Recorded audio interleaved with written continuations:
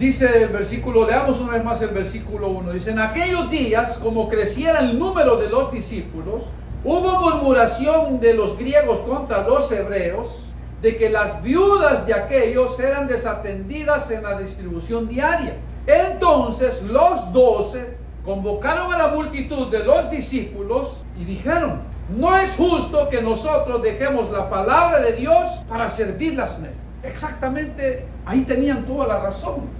¿Por qué?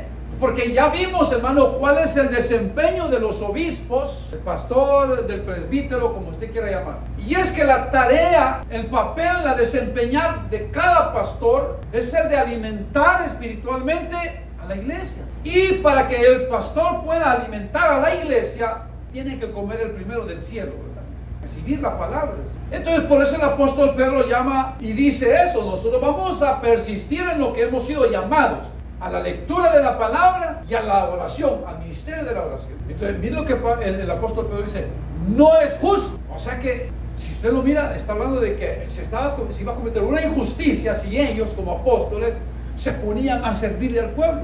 No porque se iban a rebajar, no era eso lo que se estaba discutiendo, sino porque a ellos, los apóstoles, servir las mesas, la distribución diaria, se iban a descuidar de la palabra, de la lectura y de la oración. Y entonces, ¿qué le iban a dar de comer al pueblo?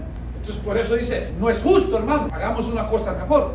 Hay en medio del pueblo suficientes hombres de Dios a quienes deleguemos esto. Entonces, hay que proponerlo, como dice aquí, el versículo 3. Buscad pues, hermanos, de entre vosotros a 7 varones, que tienen los requisitos o las características. Dice, de buen testimonio, número 1. Que todo hermano, toda hermana que va a servir en una área en la iglesia, en la congregación, debe tener buen testimonio. Y no solamente buen testimonio en la congregación, sino que la palabra de Dios dice que tengamos buen testimonio para con los de afuera. Porque aquí, hermano, podemos tener diferencias como hermanos, pero lo entendemos. Ya le va a pasar, hermano. Si algún momento mal está viviendo, ya le va a pasar. Pero el inconverso entiende eso, de que el cristiano también atraviesa problemas y necesidades y situaciones, que aunque es cristiano tiene todavía un carácter que Dios tiene que moldear. Todo eso, hermano, uno lo entiende como cristiano, pero el inconverso no. Entonces, el inconverso, la idea que tiene es que si es cristiano, no debe cometer ningún error. Si no, ahí va, hermano, la acusación, ahí va la crítica. Entonces, por eso es importante, y menciona la palabra de Dios, que debemos de tener buen testimonio para con los de afuera, para que la palabra de Dios, el evangelio, no sea vituperado.